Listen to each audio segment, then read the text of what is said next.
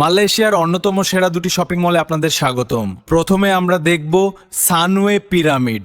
দেখুন এর চমৎকার স্থাপত্য শৈলী আর জমজমাট পরিবেশ। ভেতরে রয়েছে সুবিশাল আর আইনজমাট পবিত্রতা। একই সাথে আছে নামি দামি সব ব্র্যান্ডের শোরুম, যেমন এই চমৎকার কোচ কোচ বুটিকটি। এরপর আমরা ঘুরে দেখব আধুনিক দি এক্সচেঞ্জ TRX।